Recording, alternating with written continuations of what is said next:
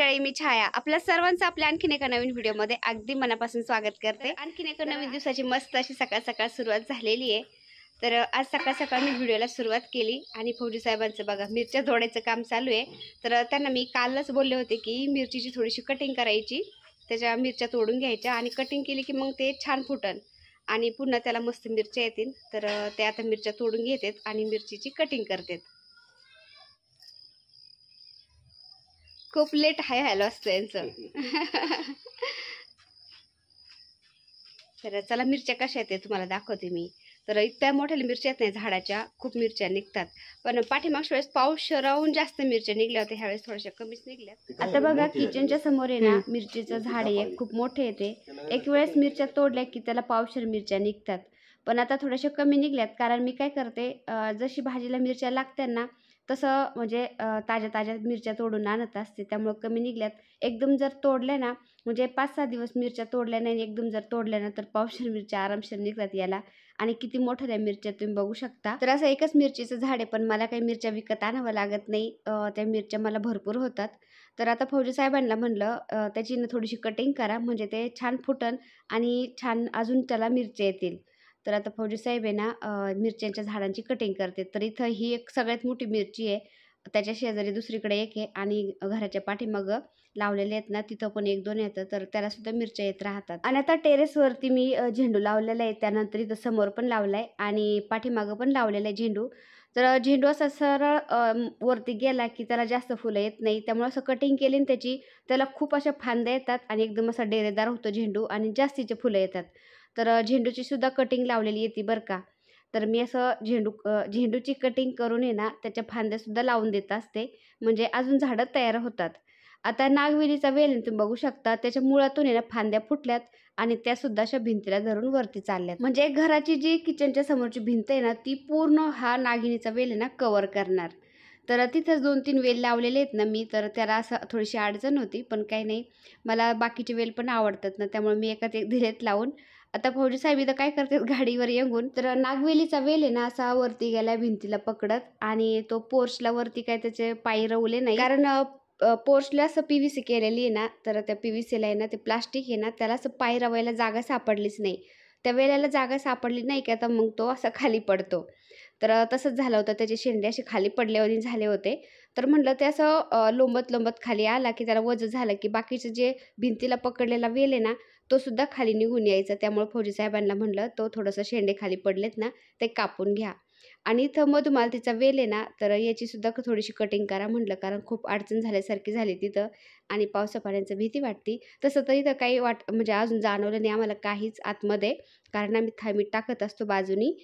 तर फौजी साहेबांनी मुलाला पाठवले वरतून शिडी द्यायला, तर शिडीवर येतो म्हणजे इथं आणि या वेलाची कटिंग करतो। तर नागवेलीचं पान काढलंय फौजी साहेबांनी, तुम्ही बघू शकता। काही ठिकाणी असा वेल पोचलाय ना तो की 2 हाता एवढं एकच पान येते, कारण गावरान नागवेलीचा वेल आहे ना हा, त्यामुळं। तर बाजारात आपण घ्यायला गेलो तर याच्यापेक्षा खूप बारीक बारीक पानं मिळतात आपल्याला। फौजी साहेबांनी ना शेवाळ्या अन्नकून अशा शिड्या बनवून घेतलेल्या आहेत 2। एक हौद धुवायची शिडी वेगळीच आहे, कारण आमचा हौद आहे ना खूप खोल आहे, शिडीनेच खाली उतरावं लागतं। तर हौद धुवायची एक शिडी घेतली छोटी बनवून, त्यानंतर ही मिडियम साईजची ना असं झाडांची कटिंग वगैरे करायला ती एक बनवून घेतली। तर टेरेसवरती आम्ही शिड्या ठेवत असतो, मुलाकडून फौजी साहेबांनी शिडी खाली घेतली आणि इथं असं लावतो म्हटले। आणि जे मधुमालतीचा वेल आहे ना थोडासा कापतो, तर खूप अडचण झाल्यासारखी झाली तिथं। आणि गोकर्णाचा वेल पण थोडासा खाली लोंबलेला आहे ना तो पण कापतो म्हणले, कारण असं जास्त लोंबले ना वेल खाली ते पण चांगलं नाही वाटत। तर असं झाडांचं पण सुद्धा खूप मेंटेनन्स असतं बरं का। तर बऱ्याचशा ताई बोलतात की तुमचा नागवेलीचा वेल खूप मोठा झालाय, खूप छान आहे, तुम्ही काय घालता झाडाला? तर ताई मी काहीच नाही घालत झाडाला, फक्त 3-4 महिन्यातून 6 महिन्यातून एकदा फक्त शेणखत घालत असते मी, बाकी काहीच नाही घालत। तो एकदा रोपला ना वेल तो अजिबात जातच नाही, तो असा पांगतच राहतो आणि खूप छान होतो। आणि नागवेलीचा वेल आहे ना शक्यतो गमल्यामध्ये असा कुंडीत चांगला येत नाही, त्याला असं जमिनीतच लावावं लागतं। जमिनीत जर लावलं ना त्याला भरपूर पोषण मिळतं आणि तो खूप असा डफळतो, खूप पानं येतात त्याला, खूप मस्त होतो तो। तर मी मातीतच लावलेलं ना जमिनीमध्ये खाली, तर खूप छान त्याला पोषण मिळालंय ना, त्याच्यामुळे तो छान झालाय। तर असं 6 महिन्यातून एकदाच मी त्याला खत घालत असते. तर अशा कटिंग आहे ना मी भरपूर लावून ठेवत असते. पाण्यामध्ये ठेवते, काही पाण्यामध्ये ठेवलेल्या रोपलेल्या ते मातीमध्ये लावून ठेवते. म्हणजे असा बऱ्याचशा ताई फिरायला येतात किंवा असं पाहुणेरावळे आले ना, ते म्हणतात की आमचा लावला पण तो येतच नाही. कारण बऱ्याचशा ताईंना माहीत नाही की हा नागवेलीचा वेल आहे ना कसा लावायचा. ते घेऊन जातात पण त्यांच्याकडून तो काही येतच नाही. त्यामुळे मी ह्या कटिंग आहे ना असं लावून ठेवते. म्हणजे कोणी आलं की द्यायला होतात. तर भरपूर ताईंना मी असं रोपून दिलंय. तर तुम्ही बघू शकता अशा वेगवेगळ्या प्रकारच्या मी नागवेलीच्या कटिंग आहेत ना पाण्यामध्ये ठेवल्या होत्या. तर सुवासनी घातले ना मी त्यावेळेससुद्धा बऱ्याचशा ताईंना दिल्या मी आणि ह्या ज्या राहिलेल्या कटिंग आहेत ना यालासुद्धा असे मुळं फुटलेत आणि त्याला पानंसुद्धा फुटलेत. तर असं मी काय करते, प्लास्टिकचे ग्लास आहेत ना त्याला छिद्र पाडते, म्हणजे जास्तीचं पाणी त्यामध्ये राहत नाही. जास्त झालेलं पाणी त्या छिद्रातून निघून जातं. तर प्लास्टिकच्या ग्लासमध्ये मी असं माती घालून आहे ना तो रोपून देते आणि रोपला की असं कोणी आलं की ताई फिरायला येतात भरपूर, त्यांना देऊन टाकते. त्यानंतर नातेवाईक आले ना कोणी, तर ते पण मागतात, तर त्यांना पण मी देऊन टाकते असं. तर आता मुळं फुटलेल्या ज्या कटिंग आहेत ना ते मी ग्लासमध्ये लावते आणि अजून कटिंग करून आहे ना पाण्यामध्ये ठेवून देते बऱ्याचशा कटिंग. तर आसपासच्या आपल्या भरपूर ताई, मावशी, मैत्रिणी माझ्या व्हिडिओ पाहत असतात आपल्या. तर कोणाला माहीत असेल ना माझं घर, तर तुम्हाला असं लागत असलं ना नागलीचा वेल, तर मी असं रोपून ठेवलेलं येतं. तुम्हाला लागत असतील तर घेऊन जा माझ्याकडून. तर हे बघा असं मी बऱ्याचशा कटिंग पाण्यामध्ये ठेवल्यात आता वेगवेगळ्या प्रकारच्या आणि रोपलेल्या ते लावून दिले त्याच्यामध्ये. आणि एका ताईने विचारलं होतं की नागिनीचं पान जर आपण पाण्यामध्ये ठेवलं किंवा लावलं तर ते येतं का? तर ते अजिबात येत नाही ताई. त्याला थोडंफार मूळ असावंच लागतं, म्हणजे अशी कटिंग लावावं लागते. तेव्हा त्याला मुळं फुटतात आणि तो रोपतो. तर त्यांनी विचारलं होतं मला, त्यामुळं मी हे बरेचसे पानं आहेत ना पाण्यामध्ये ठेवले होते महिनाभर. त्याला काही मुळं फुटलेच नाही. तर नागवेलीचा वेल जर लावायचं म्हणलं तर त्याला थोडीशी मुळं लागतात, कटिंग लागते त्याची, तेव्हा तो मस्त येतो. तर मनी प्लांट आहे ना माझ्याकडं असा मोठाल्या पानाचा आहे. तर त्याचीसुद्धा कटिंग मी अशा पाण्यामध्ये ठेवल्या होत्या. त्याला मुळं फुटले आणि त्यानंतर तो सुद्धा मी मातीमध्ये लावून दिला. आता रबराच्या कटिंग आहेत ना मी काही पाण्यामध्ये ठेवल्या होत्या आणि काही मातीमध्ये लावल्या होत्या. तर मी असं पाहत असते कशात नेमकं झाड चांगलं येते, काही केल्याने झाड आपलं चांगलं होईल.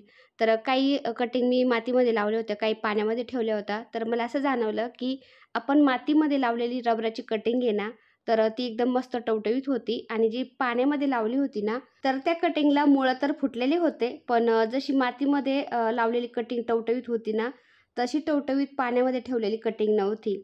त्यामुळं म्हटलं तीसुद्धा आता आपण मातीमध्ये लावून देऊ. तर तीसुद्धा मी मातीमध्ये लावून दिली. आणि जे नागवेलीचा वेल आहे ना माझा, तिथं अशा खाली फांद्या फुटलेल्या असतात भरपूर ना, तर अशा प्रकारे सुद्धा मी वेल लावत असते, तुम्ही बघू शकता. तर ग्लासमध्ये माती भरते मी आणि त्या जिवंत कटिंग आहेत ना, म्हणजे फांद्या अशा फुटलेल्या लांब-लांब आलेल्या कटिंग, म्हणजे फांद्या त्याच्या वेलाच्या फांद्या, त्या अशा मी मातीमध्ये ग्लासमध्ये रोवून देते. त्याला पाणी घालते आणि तो 7-8 दिवसांनी मस्त रोपला किंवा त्याच्या मुळ्या लांब-लांबपर्यंत गेल्या मातीमध्ये, की मग बाकीची जी कटिंग आहे ना, पाठीमागून आलेली वेलाच्या मुळाची, ती मी कट करून टाकते आणि मग तसाच वेल आपल्याला दुसऱ्याला द्यायला होतो. तर आता जेवढ्या मी कटिंग रोपवल्या होत्या, लावल्या होत्या ना, तर त्या सगळ्या देऊन टाकल्या होत्या मी, संपल्या होत्या. तर आता म्हटलं ह्या ग्लासमध्ये पुन्हा लावून देते, म्हणजे कोणी आलं किंवा कोणी मागितलं तर मग त्यांना द्यायला होतं. तर तुम्ही बघू शकता बऱ्याचशा ग्लासमध्ये मी लावून ठेवलं आहे आता. आणि जे रबराची कटिंग होती ना, तीसुद्धा मी मातीमध्ये लावली आता.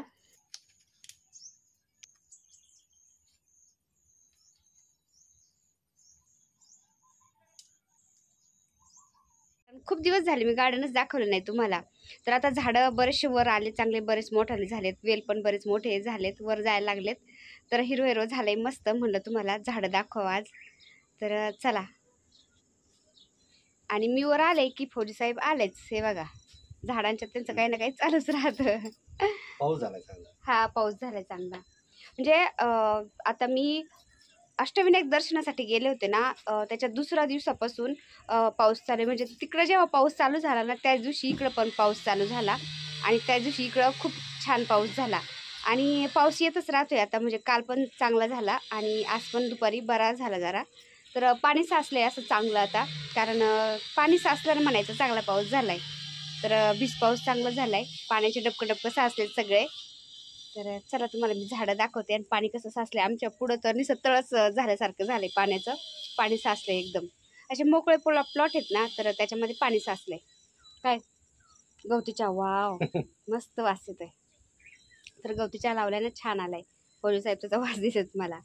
तर त्याला चहा ठेवायला सांगणार थोडासा खाली, नाही का? हे भारी आलं ना. मस्त झालंय. फुटलं पण चांगलं. हा मस्त फुटलंय. तर हे बघा फौजी साहेब मध्ये मी बनवलेलं छान आलंय. तुम्ही झाडं लावलेले आहेत ना, छानच येत असते, आहे की नाही? ते आपण लावलेले आहेत. हा तुम्ही लावलेले आहेत ना. तिला कटिंग लावून देतो नाही द्यायचं. कशात? हा ज्याच्यात गेलेलं आहे ना, खराब झालंय ना, त्याच्यामध्ये लावून द्या, नाही का? तर इथं लिंबुणी लावली ना, लिंबुणी सुद्धा तुम्हाला मी दाखवते. तर जे पावसाचं पाणी असतं ना, ते झाडांसाठी म्हणजे झाडांसाठी टॉनिक असतं, टॉनिक सारखंच असतं ते. तर झाडांचं पावसाचं पाणी झाडांना एकदम मस्त सूट होतं. थोडंसं पाऊस आला तरी झाडं अशी मस्त टवकरत आहेत. तर बघा आता आमच्या घरासमोर इथं आमचं घर, हे बघा गेट इथं आहे आणि त्यानंतर इथं गाडी लावलेली समोर, हे सगळं समोर असं मोकळं आहे. आणि त्यानंतर इथं मोकळा प्लॉट आहे, तुम्ही बघू शकता.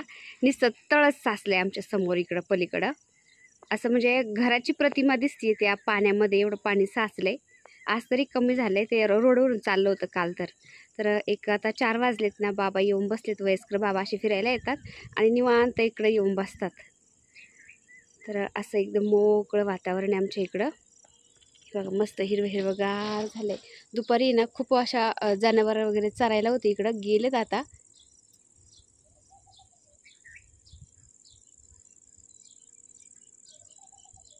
तर ते घरटं सापडलं होतं आम्हाला, असं म्हणजे कोणतं झाड तोडून टाकलं होतं आणि त्याचं घरटं असं त्याला होतं, तर आम्ही आणलंय ते आणि तिथं लावलंय.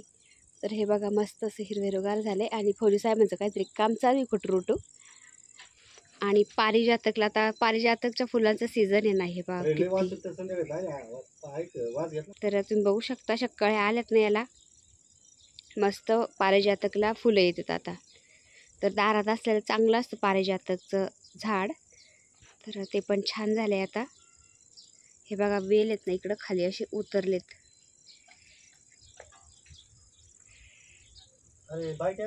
हा बोला ना. चालतंय ना. तर हे बघा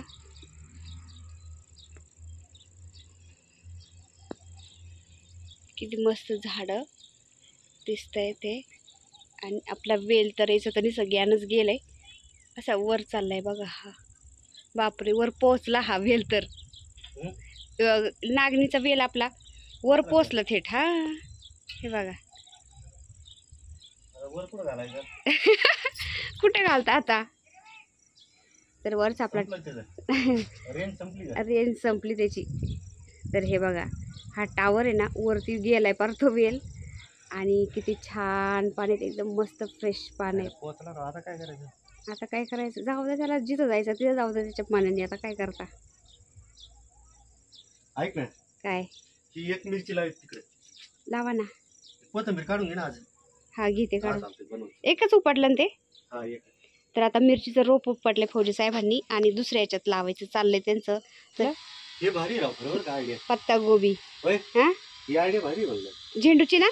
हा मग किती झाले? 4 झाडे. 2 झाडाचे 4 झाडं झाले ते. किती फुटले?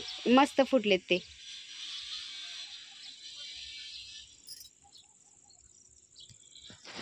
तर हे बघा माझं खालचं गार्डन.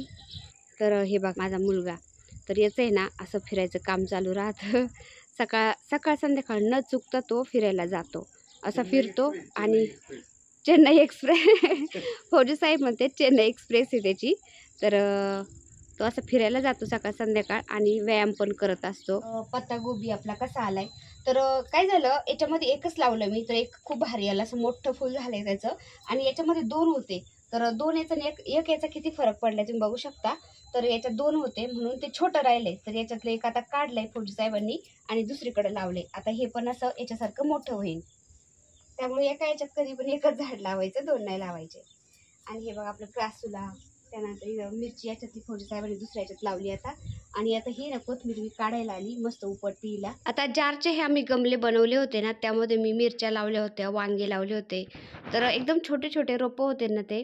तर त्याच्या साईडने मी असे धने लावून दिले होते, तर कोथिंबीर खूप छान झाली.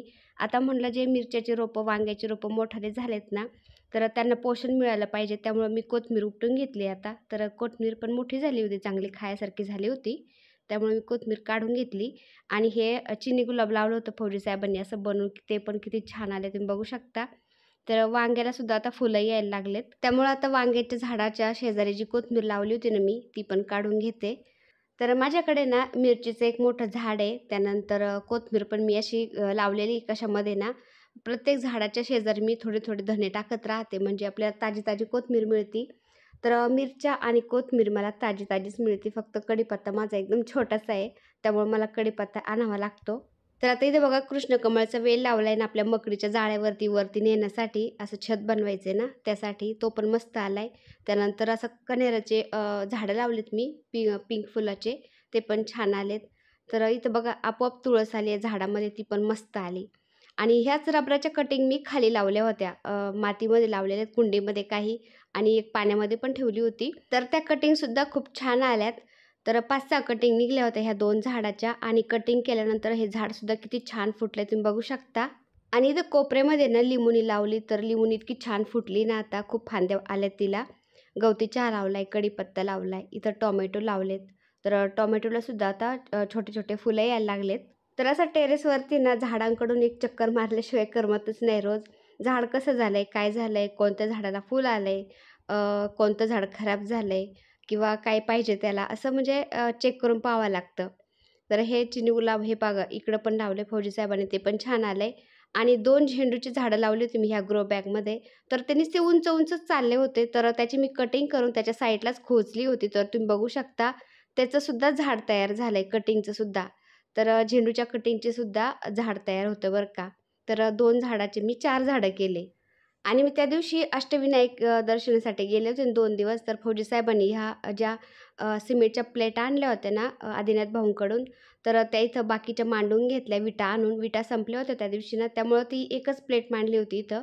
आता त्यांनी मला येऊपर्यंत विटा आणल्या, त्यानंतर इथं सगळं त्या प्लेटा मांडल्यात आणि बाकीच्या कुंड्या त्याच्यावरती ठेवून दिल्यात. तर हे बघा लिलीला पुन्हा आता फुलं आलेत. तर असं लिलीची कटिंग करत राहायची वरून त्याच्या पानांची, म्हणजे तिला कळ्या येतात. आणि हे बघा मस्त झाडं झालेत आता वरचे. आणि जी चाफ्याचं झाड आहे ना, तर त्याची कटिंग लावली होती मोठ्या ड्रममध्ये मी. तर ते सुद्धा आता मस्त फुटायला लागलंय. तर फक्त सोनचाफा लावायचं राहिलाय माझा. तर बऱ्याचशा ताईंनी पण सांगितलं सोनचाफा लावा, पण आमच्या इथं सगळ्या नर्सरीमध्ये मी पाहिलं, पण मला काही सोनचाफा मिळालाच नाही. तर आता फौजी साहेब बोलले मी कुठं ड्युटीला गेलो ना, तिकडं मिळाला नर्सरीमध्ये तर मग घेऊन येईन. आणि हे बघा वरून कसं दिसतंय, सगळं खिडकीच्या वर, खिडकीच्या साईडनी सगळं वेलांनी गच्च भरलंय, मस्त वाटतं एकदम. आणि हे जे साईडला शेल्फ बनवलंय ना, याच्यावरती चिनी गुलाबाचे जे झाडं आणले होते फौजी साहेबांनी ना, त्याची कटिंग दुसऱ्या ह्याच्यात लावली आणि ते तशाच ग्रो बॅग तशाच ठेवल्या होत्या छोट्या-छोट्याल्या. तर ते सुद्धा मस्त फुटल्यात, त्यासुद्धा वरती ठेवून दिल्यात. म्हणजे ते असं छान सिस्टमॅटिक वाटतं, जरा असं गबाळ्यासारखं वाटत नाही. आणि हे बघा हे स्पायडर प्लांटचं सारखं छोटंसं लावलं होतं मी, जे मॉब माझं खराब झालं होतं ना जुनं, त्याच्यामध्ये. आणि साईडनी 2 साईडनी मी गोकर्णाचा वेल लावला होता, तर तो सुद्धा एकदम मस्त आलाय. गोकर्णाच्या वेलाला सुद्धा फुलं यायला लागलेत. आणि हे वेल बघा, कारल्याचा वेल, दोडक्याचा वेल, घोसाळ्याचा वेल, दुधी भोपळ्याचा वेल, हे पण मस्त आलेत. आणि आपला मधुकामिनीचं झाड ते पण एकदम मस्त डफळलंय आता. आणि इथं पण कृष्णकमळ लावलंय मी. तर ते असं वरती आपल्या मकडीच्या जाळं केल्याने तुम्ही बघू शकता, याच्यावरती लावायचंय आणि ग्रीन नेट न टाकता आपल्याला म्हणजे वेलांचं छत बनवायचंय. आणि जरबेऱ्याचं 2 झाडं मी एका बादलीमध्ये लावलेत ना, तर ते पण छान आलेत. कारण मी ना बादलीमध्ये झाड लावायच्या आधी खाली खडी टाकलेली, असं दगडं टाकलेत ना, तर त्याच्यामध्ये जे पाणीच थांबत नाही त्यामुळं. तर ते पण मस्त आलंय. जास्त पाणी त्या झाडांना जमत नाही. आणि इथं सुद्धा बघा एका ह्याच्यात पत्तागोबी लावलाय, पुदिना, वांगं, त्यानंतर जेट प्लांट, आणि याच्यामध्ये पहिली मेथी टाकली होती, त्यानंतर त्याच्यामध्ये कांद्याचं रोप लावलंय. याच्यामध्ये एक वांगं लावलंय ट्रेमध्ये, कोथिंबीर, आणि इथं म्हणजे सिमला मिर्च लावलेल्या आहेत 2, त्याच्यामध्ये मध्ये मी कोथिंबीर पण टाकली. आता कोथिंबीर काढून घेईन, मग मिरच्याच राहतील. आणि ह्या ट्रेमध्ये सुद्धा मी आधी मेथी टाकली होती, त्यानंतर गावाकडून मी कांद्याचं रोप आणलं ना माझ्या भावानी, तर ते कांद्याचं रोप लावून दिले कांद्याची पातीसाठी. कांद्याची पातीची भाजीसुद्धा छान होती. आणि ह्या ट्रेमध्ये मी पालक टाकलेलं आहे, ते पण छान झाली. पावसाने थोडी खराब झाल्यासारखी झाली, पण होईल नीट. आणि याच्यामध्ये मेथी होती ना, मी मेथी आता त्याची भाजी केली, त्यामध्ये वांग्याचे 2 रोपं लावून दिलेत. आणि त्याच्या शेजारच्या ट्रेमध्ये ना मी गलंड्याची रोपं लावलेत. तर गलंड्याचं फूल पण एकदम पिवळं मस्त असतं. देवासाठी फुलं होते म्हणलं, त्यामुळे मी त्याच्यामध्ये 3-4 रोपं लावून दिलेत. तेवढे जर रोपं आले तर तेवढं ट्रे गच्च भरून जाईल आणि खूप फुलं निघत जातील. आता हे जनावरं पलीकडे गेले होते, मला वाटलं गेले ते, पण ते अलीकडे आले पुन्हा चरत ना. तर तुम्ही बघू शकता लोक फिरायला पण यायला लागले आणि जनावरं चरतेत. तर असं इतकं भारी वाटतं ना. तर असं नेचर, त्यानंतर गावासारखं वातावरण असं आहे आमच्या इकडं अजून, पण मस्त वाटतंय. हळूहळू होते इकडं घरं, पण सध्या तरी मोकळे अजून छान वाटतंय. तर इकडं प्लॉट सगळ्या लोकांनी घेऊन टाकलेले आहेत, पण अजून काही घरं बनवलेली नाही आहेत. आमच्या इकडं 24-25 लाख रुपये गुंठा जागा आहे सध्या, प्लॉटची किंमत आहे. तर असं इन्व्हेस्टमेंट म्हणून घेऊन टाकलेले आहेत लोकांनी प्लॉटना, त्यामुळं घरं नाही बनलेले. तर हे बघा, या अर्ध्या ह्याच्यात मेथी होती, मेथी काढून घेतली मी, कोथिंबीर राहिली आता. तर ही कोथिंबीर काढली की मग सगळ्या याच्यामध्ये मी आता कोथिंबीरच देईन टाकून, मेथी नाही टाकणार. तर हे बघा, हा जो वेल आहे ना, तो एका ताईंनी सांगितलं होतं तुम्ही वरती ठेवा, खूप छान वाटेल. तर खरंच ताई मला अशी आयडिया आलीच नाही की वरती ठेवावा हा वेल, म्हणजे छान होईल. तर तुम्ही सांगितल्यामुळं मी हा वेल इथं ठेवला. इतकं छान वाटतोय ना तो. आणि मी इथून आहे ना माती भरून आणली होती सगळ्यात आधी, आपलं टेरेस किचन गार्डन बनवायच्या आधी. तर फौजीसाहेब बोलले होते माती फेकून दे, इथल्या मातीमध्ये काही झाडं येत नाही. पण मी तशीच ठेवल्या होत्या गोण्या ह्या मातीच्या, आणि त्यामध्ये कोथिंबीर, त्यानंतर वेल लावले होते. तर ते सुद्धा मस्त आलेत. तर काही याच्यात मी वांगे रोपायला लावले होते, दोडक्याचा वेल लावला होता आणि चवळी लावली होती. तर ते पण मस्त आले आता तुम्ही बघू शकता. आणि कोथिंबीर पण मी मध्ये टाकून दिली होती, म्हणजे आपल्याला भाजीला आहे ना ताजी कोथिंबीर मिळाली की छान वाटतं. आणि हे बघा आपला क्वाईन मनी प्लांट, तर याच्यासुद्धा मला भरपूर असं वेगवेगळ्या ठिकाणी लावायचा आहे तो. तर त्याची थोडी कटिंग लावली तरी पण तो रोपतो. तर तो पण छान झाला आहे आता. आणि छतावरून म्हणजे टेरेसवरून खाली बघितलं ना, तर छोटीशी क्यारी तुम्ही बघू शकता. याच्यामध्ये झेंडू, गलांडा, गवती चहा असं बरेचसे झाडं लावले, ते पण छान आले. तर टेरेसवरती आम्ही सगळे झाडं एकदा बघितले, थोडंसं मग बसलो, गप्पा गोष्टी झाल्या फौजी साहेबांच्या माझ्या, थोडासा टाईम स्पेंड केला. आणि त्यानंतर म्हटलं सूर्य मावळायला लागले, आता दिवाबत्ती करून घ्यावा. तर संध्याकाळची ना मी प्रदोष काळामध्येच दिवाबत्ती करत असते, खूप छान वाटतं. तर प्रदोष काळ म्हणजे मी बऱ्याचशा व्हिडिओमध्ये तुम्हाला सांगितलेलं आहे, दाखवलेलं आहे कसा असतो प्रदोष काळ. सूर्य मावळलेला असतो, पण तो पूर्ण मावळलेला नसतो, दिसत पण नसतो आणि पूर्ण मावळलेला पण नसतो, अशी लालिमा पसरलेली असते सगळीकडं. तर पुढं तुम्हाला मी दाखवते बघा, किती छान वाटतंय ना, इतकं प्रसन्न वाटतं ना ह्या वेळेला बाहेर आल्यावर. तर याच वेळेला देवी देवता पृथ्वीवर भ्रमण करत असतात असं बोलतात. आणि याच वेळेला आपण जर तुळशीला दिवा लावला ना, तर तुळशीचं रूप म्हणजे माता लक्ष्मीचं रूप असतं. तर माता लक्ष्मीचं स्वागत केल्यासारखं होतं. माता लक्ष्मी आपल्या घरामध्ये वास करते. तर तुम्ही बघू शकता इतकं छान वाटते ना, बाहेर असं लालिमा पसरलेली आकाशामध्ये. अशा वेळेलाच आपण तुळशीला दिवा लावायचा असतो. तर मी असं तिथं तुळशीजवळ दिवा नाही ठेवत, कारण तुळशीच्या पानांना असं थोडंसं गरमी लागते, ती खराब होतात ना पानं. त्यामुळे मी तुळशीला दिवा दाखवते आणि मग साईडला ठेवत असते.